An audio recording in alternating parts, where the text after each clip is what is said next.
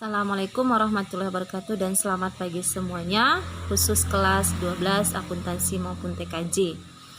Baik, minggu ini kita lanjutkan materi kita. Ini masih lanjutan dari minggu yang lalu tentang perlindungan dan penegakan hukum.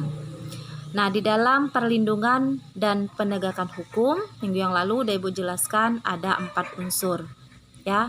Nah, kemudian lanjutannya tentang suatu ketentuan hukum mempunyai tugas-tugas, ya. Ada tugas-tugas di dalam ketentuan hukum. Di antaranya yaitu 1. Menjamin kepastian hukum bagi setiap orang yang ada di dalamnya.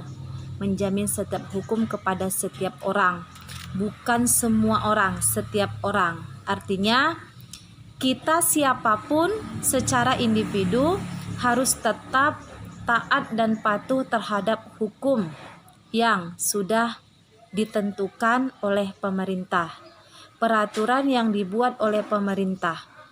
Kita setiap individu berarti setiap orang, ya. Misalnya kita dalam kelompok ada 10 orang. Jadi hukum yang diberlakukan itu bukan satu kelompok, tapi setiap orang.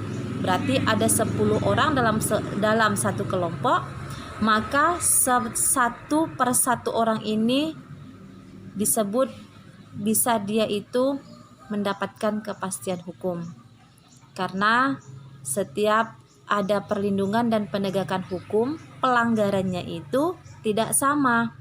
Misalnya si A melanggar hukum karena narkoba, si B melanggar hukum karena merampok, si C melanggar hukum karena pembunuhan. Nah, dia tidak sama. Nah, oleh karenanya setiap orang mendapatkan kepastian hukum.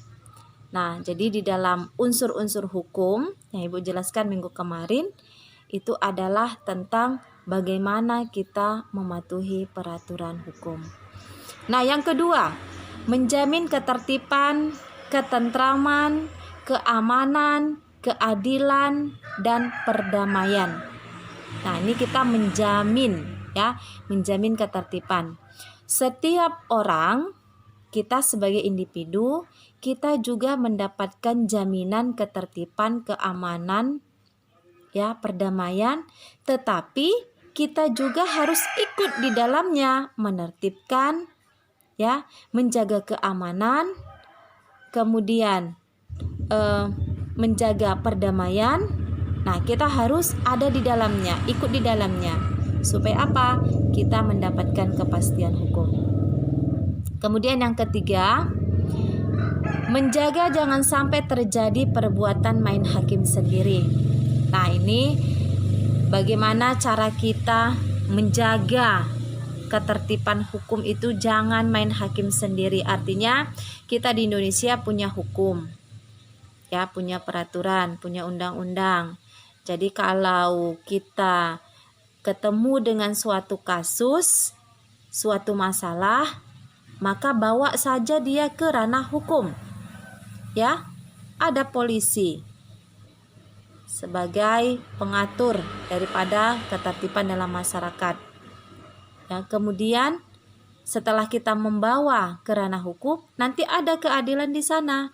Jadi kita nggak perlu kalau melihat kasus kita ikut di dalamnya, ya. Jadi bawa dia ke bagian hukum. Nah, ini salah satu contoh bahwa di dalam ketentuan hukum itu ada tugas-tugasnya. Nah, ini kita wajib ikut di dalamnya karena kita sebagai warga negara Indonesia, masyarakat Indonesia tetap taat terhadap hukum. Nah, nih tambahan yang Ibu sampaikan dari minggu yang lalu. Sampai ini dulu Ibu jelaskan, kita lanjut minggu depan nanti. Assalamualaikum warahmatullahi wabarakatuh dan selamat pagi semuanya.